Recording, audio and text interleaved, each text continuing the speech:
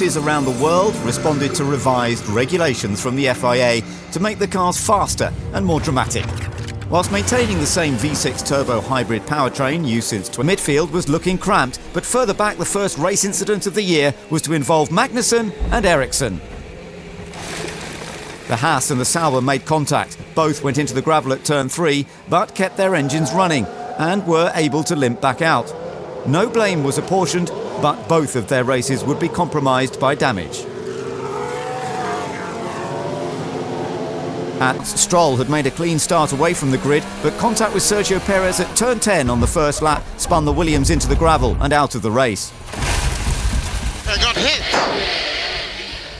Yeah, I got hit from behind. On track, caught out Antonio Giovinazzi.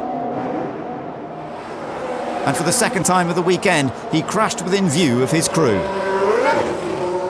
On lap 11, Max Verstappen was on his way after a routine pit stop, but as he approached turn 4 at over 190 miles an hour, he suffered instantaneous rear brake failure. It sent him across the extensive runoff area and into the barrier.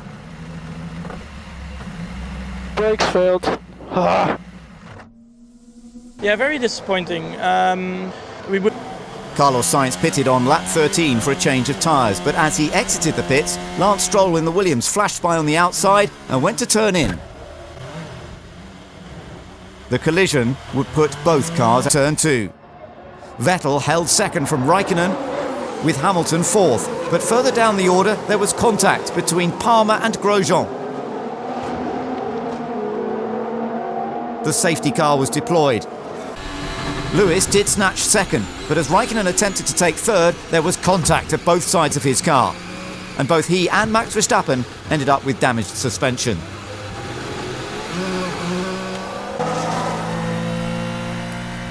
This is suspension. Okay, if you have suspension damage, then can you bring it home, Max? Yeah. Max made his feelings obvious, but on review he had a clearer understanding. But then fate intervened. I crashed with myself.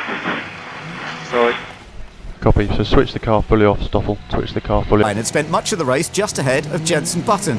As they allowed the leader to lap them, Jenson saw an opportunity to nip by. But the door was closed, and Wehrlein was... Pascal, can you hear me? Yeah. Okay, are you okay? Yeah, it would be better if I could jump out. Okay, be patient, I will help you. I just cannot understand why someone like Jenson with so much experience would do such a crazy move.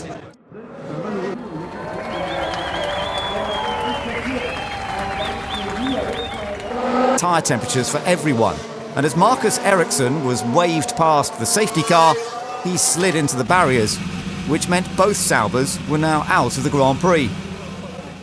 The lack of grip was clearly going to be a challenge at the restart. Further back, another driver was caught out by the lack of grip, this time Stoffel van Dorn in the McLaren.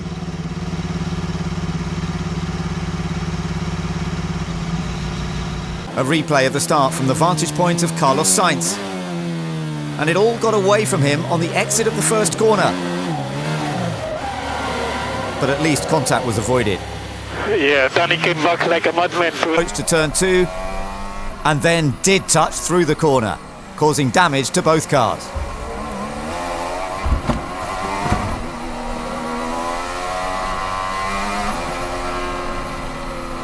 What did Esteban do, guys? The car just pointed to the left massively. Further dive when Nico Hulkenberg miscalculated.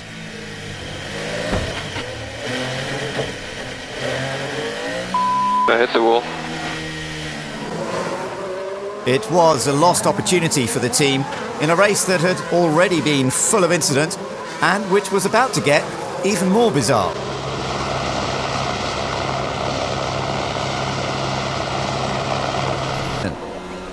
Danny Kvyat had qualified 14th, but in his eagerness to improve, he lopped the brakes into turn 1 and smacked into Fernando Alonso. In the process, also taking out the Red Bull of Verstappen. Much to the further around lap 1, and the two Toro Rossos were about to do the unthinkable.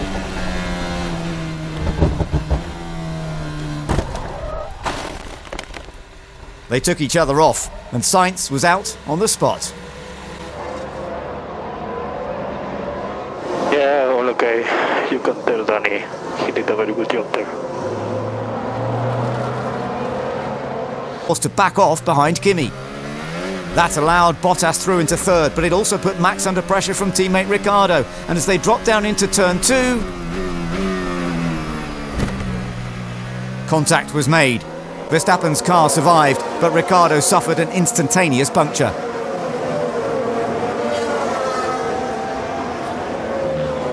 Someone hit me. Yeah, I'm still looking at it. Is that who I think it was? Yes. Sore loser. He got a good exit and began to draw alongside just as Perez decided to take his line for Eau Rouge. This time the contact broke parts on both cars.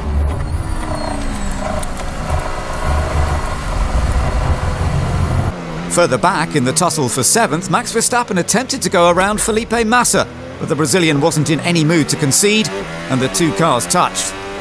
We have damage. Yeah, I think so. Puncture. Oh, what was he doing? The tyre peeled from the rim while he was... And making it back without incurring further damage was not going to be easy.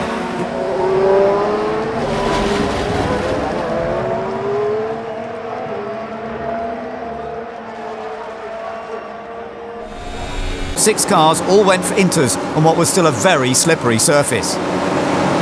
As the lights went out, Verstappen launched well and Vettel began to move left to cover him. But Raikkonen had rocketed through from third and impact. All three cars touched. Raikkonen was now out of control, ran back into Verstappen, who also collected Alonso. Turn 1, he was about to spin on his own car's fluids, which were leaking due to the damage incurred.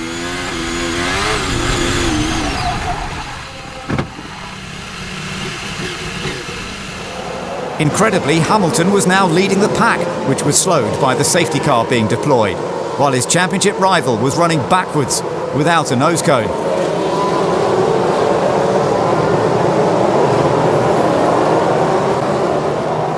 Vettel's race was over. He would retire at the end of the lap. Onboard from Verstappen showed no deviation on his part. He was simply the meat in a Ferrari sandwich. Oh, I got damage. Oh! Yeah.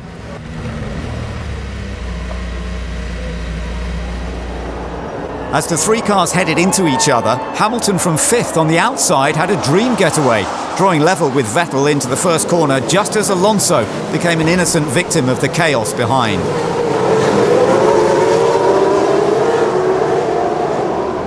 Vettel's instinctive reaction was to come across on Verstappen in order to defend his position. But what he hadn't allowed for was another car, his teammate on the inside, and there simply wasn't space. I understand, Kimi was of course also going for a good start, and he saw that he had a good start, so he was going for the right line. But then he started to squeeze a bit to the right, and then Sebastian came quite aggressively to the left, which I don't understand, when you're fighting for the championship, and then try to be that aggressive in the start while Lewis is behind you quite comfortably. It's not, I think, the smartest move to do. But at the end of the day, I'm happy that the three of us retired, so it's not only me. Vettel's rearward-facing camera showed that his launch was not the best, and as a consequence, it all started to go wrong. I had an average start, I think not ideal, a bit conservative, maybe too conservative in the beginning, then okay, and then I saw Max trying to chase down to the first corner, and the next thing I hear is I feel and hear is contact, and then that was it. I was still able to carry on, but the damage that happened at the start was making us stop. As for Hamilton, he made the perfect start. He was in the right place to avoid the collision and found himself second into turn 1. And then leading a few moments later.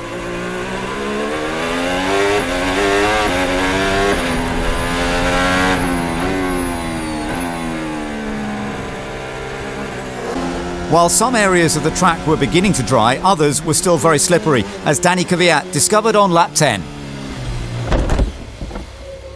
A pure driving error on his part put him out of a race in which his teammate would go on to shine. But dealing with the mix of conditions was not easy, as Marcus Ericsson proved a little later in the race.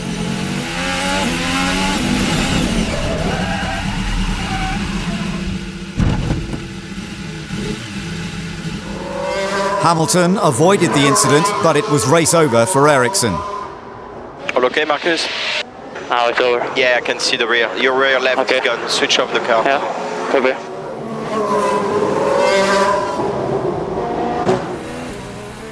And just to finish off Ferrari's wacky weekend in the tropics, despite Vettel finishing fourth,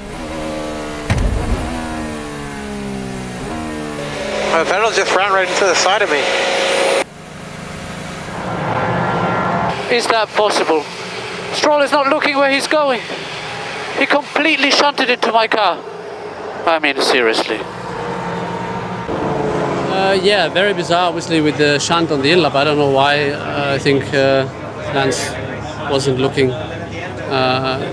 So I think he was looking at his wheel. I gave enough room, but then, yeah, we made contact. for Toro Rosso.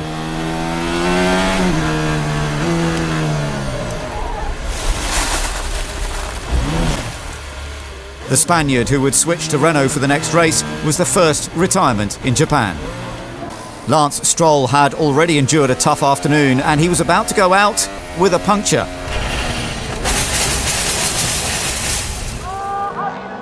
Thankfully avoided by third place Daniel Ricciardo. Qualifying saw one of the biggest shocks of the season.